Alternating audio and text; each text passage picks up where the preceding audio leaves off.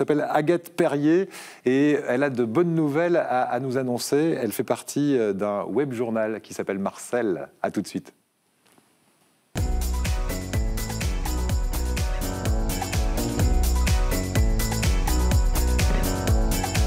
Bonjour Agathe. Bonjour Eric. Merci d'être avec nous. Alors Agathe, journaliste au web journal Marcel, le média des solutions. Alors qu'est-ce que c'est les infos que vous donnez? Ce sont j'allais dire des bonnes nouvelles, des infos positives, mais en même temps on reste objectif, c'est ça? C'est ça. Chaque jour, en fait, il y a un article de fond qui paraît sur Marcel. Et donc on parle d'actions, de dispositifs, d'initiatives qui ouvrent des pistes ou impactent notre société positivement. Et on ne fait pas que parler de choses positives. Quand il y a des limites, on les dit aussi parce que des fois, il y a des choses qui fonctionnent ou qui devraient être améliorées. Ouais. Et c'est important de le dire aussi. Voilà, parmi les sujets traités, alors pour ceux qui nous regardent à Toulon, c'était la semaine dernière, j'ai vu passer un article sur la résurrection de la ville de Toulon. Effectivement, vous avez dit ce qui va bien et ce qui va un peu moins bien. Qu'est-ce qui va bien, par exemple, et ce qui va moins bien à Toulon en ce moment?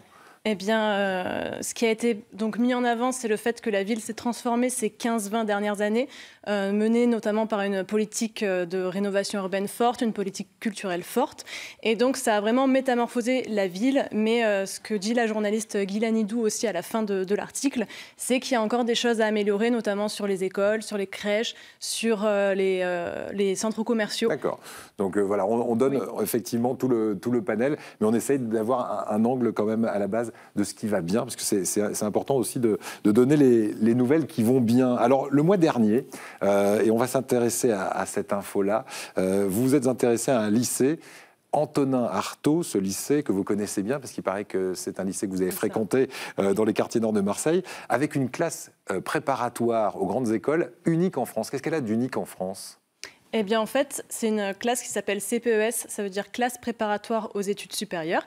Il y en a beaucoup en France, c'est pas du tout la seule, mais la différence, c'est que les CPES, généralement, elles s'adressent à des bacheliers issus de bacs généraux ou technologiques, et celle du lycée Artaud, elle s'adresse à des bacheliers issus de bac pro uniquement. Et donc, c'est la seule en France à le faire. Voilà, donc ça veut dire que généralement, quand on parle bac pro, on se dit, bon, c'est pas des gens qui vont faire des grandes écoles et tout ça. Donc là, on casse un mythe, finalement. On dit, oui, ils peuvent, ils sont motivés, et ça marche, puisque ça fait 7 ans que ça fonctionne, donc on a du recul. Qu'est-ce que deviennent ces élèves? Ils arrivent d'où et ils atterrissent où, généralement? Donc, ils viennent de bac pro. La continuité logique, c'est de faire une classe préparatoire aux grandes écoles, une CPGE, dont il y en a une justement au lycée Artaud. Donc, sur les 17 à peu près en moyenne chaque année sur la CPES du lycée Artaud, il y a 17 élèves. Il y en a 4 qui partent dans la CPGE. Mais après, il y en a beaucoup qui partent aussi en BTS, en IUT, dans les domaines de l'électronique, de la mécanique. Mais il y en a aussi qui partent, il y en a une, elle est partie par exemple en architecture, une en médecine, d'autres dans l'éco-gestion, dans les filières commerciales. Donc au final, c'est très large, très ouvert. Est-ce que vous avez rencontré des élèves qui sont passés par cette classe préparatoire et qui ont ensuite pris des chemins vers ces grandes écoles? Est-ce qu'on est pris au sérieux, clairement, quand on vient d'un lycée des quartiers nord de Marseille et qu'on se présente à une grande école aujourd'hui? Eh bien, avec la CPES, oui, ils sont pris au sérieux parce que c'est une année vraiment où ils sont remis à niveau. Ils arrivent au début de l'année avec un niveau dans les filières générales comme le français, l'histoire géo, fin 3e. Ils sortent avec un niveau fin terminale S. Donc c'est vrai qu'avec cette année de remise à niveau, ils sont pris au sérieux parce qu'ils ont le même niveau au final que des lycéens qui ont suivi des filières générales. Voilà. Vous avez rencontré des élèves très motivés dans ces classes? Vraiment, oui, ils sont triés sur le volet pour être justement des élèves motivés et qui réussissent derrière? Oui, ils sont très motivés. Après, est-ce qu'ils sont triés sur le volet? Oui, parce que c'est généralement, c'est pas tous les élèves issus de bac pro qui peuvent prétendre à la CPES parce que ça demande beaucoup de rigueur et beaucoup d'investissement. Donc oui, ils sont triés. Et après, c'est vrai qu'ils sont très motivés parce que j'ai assisté à un cours d'anglais avec eux. Et la prof leur a dit, donc là, vous travaillez chacun de votre côté, après on te corrige ensemble. Chacun était sur son document, à travailler. Ils s'aidaient si jamais il y en avait qui avaient un peu des difficultés, mais il y avait vraiment un silence dans la salle. Voilà, donc en tout cas sur les photos qu'on vient de voir à l'instant, ils avaient l'air très studieux, très concentrés.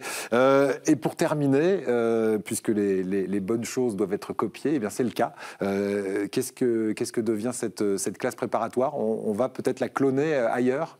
Eh bien, c'est ce que les professeurs que j'ai pu interroger m'ont dit, que le recteur de l'Académie de Grenoble était intéressé pour justement dupliquer le dispositif de la CPES sur son académie.